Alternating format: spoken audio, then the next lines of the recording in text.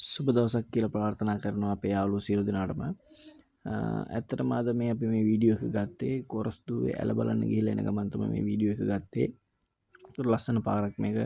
වෙල් දෙකකට මැදි වෙලා තමයි මේ පාර තියෙන්නේ. මේ ඕගොල්ලන්ටත් ගිහිල්ලා බලන්න පුළුවන් මේ ලස්සන පරිසරය.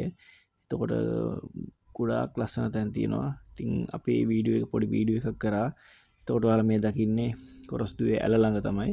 එතකොට මේ පාලම තියෙනවා. එතකොට පල්ලෙහැ ඇලක් තියෙනවා. එතකොට පොඩි පන්සලක් තියෙනවා. මෙතන හරි ලස්සනයි. කියන්නේ හවසට උදේට ගොඩක් ලස්සනයි. කියන්නේ මානසික නිදහස උපරිම ගන්න පුළුවන් ස්ථානයක් කියලා කිව්වොත් මානි වැරදි මෙතන.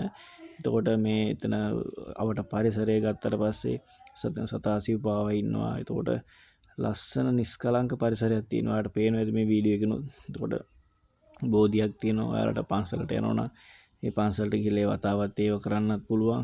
එතකොට අවට පරිසරය ඇත්තටම අද ගොඩක් නාගරිකරණය වෙලා තියෙන නිසා මේ පරිසරයට ආවට පස්සේ ගොඩක් ලස්සන පරිසරයක් ඔයාලට බලා ගන්න පුළුවන් මේ ඇල ළඟට ආවට පස්සේ. එතකොට අපි පොඩි වෙලාවක් මෙතන හිටියා. එතකොට ඒ අවස්ථාවේ ගත්ත වීඩියෝ ක්ලිප් එකක් තමයි අපි මේ දාන්නේ. එතකොට මාත් එක්ක මගේ යාළුවා තමයි ගියේ ගයාන්. එතකොට එයාත් මේ වීඩියෝ එකේ ඉන්නවා. ඔයාලට බලා ගන්න පුළුවන්. ඔව් මේ ඉන්නේ ගයාන්. ඉතින් අදට අපි ගෙන ආපු වීඩියෝ එක ඉවරයි. බොහොම ස්තුතියි.